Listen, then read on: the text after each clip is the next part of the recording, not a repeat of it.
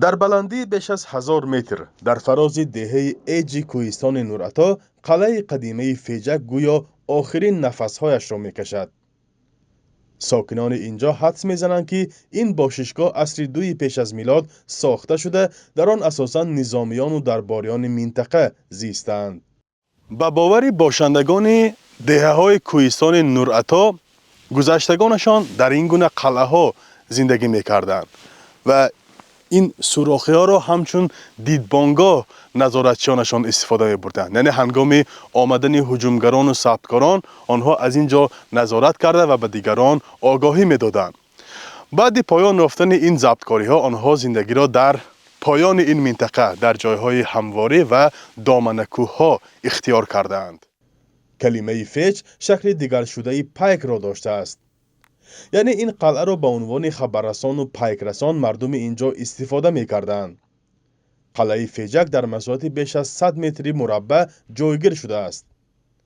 دیوار مدور سربر آن که از سنگ‌های عظیم ساخته شده است، به اندازه راه عرابه عرض دارد. درباره بالای این قلعه دکتر علم‌های بیناکاری دادا عوض و نازل گفتنی زاده دهه سینتاب کار علمی و تحقیقات بردگی. ما همراه اونجا بسیار برآمدگیم. از روی آورده آن کس این قلعه در اساس طرح سغدیان ساخته شده است. سغدیان هم طرح بیناکاریش. فقط همین موافقه ما نوشته جای بسیار آدمانی که اینجا رو تحقیق کرده نوشتن، میدونم که اصلی ما سغدی، اصل سغدی ها همین. چون که در لفظ ما هم کلمه های سغدی خیلی بسیار استفاده برده می شود در لفظ ما. یا مثال تبیراک میگیم، استقده میگیم، همش کلمه های سغدی. مردم این منطقه میگویند همه تاجیکند. در ردیف دهه ایج در قسم شمالی کوهستان نورعطا با ترتیب دهه‌های تاجیک ساب، سینتاب، ماجرم، اندگین، اوخم، هایت، اشرف و پارشت جایگیرند.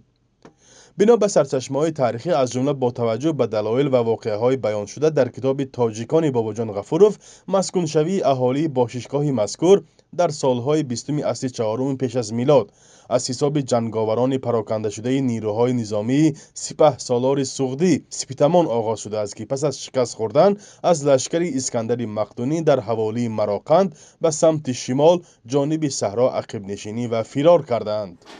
حقیقتا هم مردم ما از قدیم همینجا وجود داشتن، از اون اطراف اومدگی نی، لیکن زمانی که ناآرام بود، ناتنج بود، در کوهستان اساساً به خودشون مکان کردگی، جو کردگی. من قلعه فیجک میگیم، یا اینکه دره افغان میگیم، یا اینکه زینوک میگیم، یا اینکه سری آب میگیم. این جاهای قدیم حقیقتا هم قدیمه تهجوی بودن خلق ما رو نشان میدهند. در چند دره و روستای اطراف فیجک در دیوارهای خانه‌جای مردم و آوارها نقش و نگاره‌های تاریخی به یادگار مانده است. کتیبه‌های روی سنگ به گفته ساکنان اینجا تاریخی چند صد ساله دارند. سال 1985 اکادمیک احرار مختاروف آنها را آموخته در کتاب سنگ هم دلی دارد ذکر کرده است. از بدون بالاتر اگر اعتبار در اونجا تصویر آدم در دست شمشیر، یعنی در اینجا مهارت جنگی داشتن این خلق اینجا نشان داده است همشه. هرچند حالا در اینجا غیر دیوار و سنگ تپه دیگر چیزی مشاهده نمی شود، آموزگاران دهه ایج میگویند در عمق آن رمز و رازهای نهفته است. در سالهای حکومت شورا ارخئولوگ یحیی غلام و ازبکستان آمده، هم خیلی نظارت کرده رفتگی، یگان مقاله هم ننوشتگی و چه هم نکردگی. کار ارخئولوژی قریب که درباره قلعه برده نشده است. محل‌هایی که سرنوشت تاریخی دارند باید بازآموزی شوند، باید پژوهش‌های دقیق در اینجا انجام شود. این گونه کارها را حکومت ازبکستان توسط همون وزارت فرهنگی و میراث نیاگان انجام داده است. چون در مورد دهه شفت ما، دهه بغل دست ما در سینتاب بسیار کارها صورت گرفت و برای همین یادگاری‌هایی که در آنجا هست، راه‌های آسفالت و کوپرک‌های دسترسی ساخته ایستاده است. بسیار همین سال گذشته نزدیک 100 میلیون برای اون جلو کردن.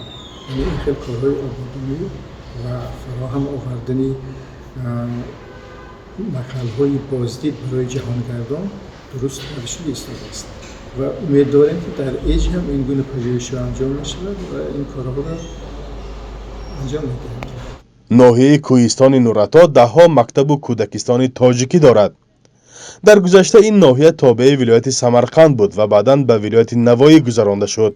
تاجیکان این منطقه امیدوارند که بعد تضییق و فشارهای چندین ساله همکنون به تاریخ و میراث ملیشان ارزگذاری می شود. فرزان محمدی، رادیو آزادی، ناحیه نورعطا.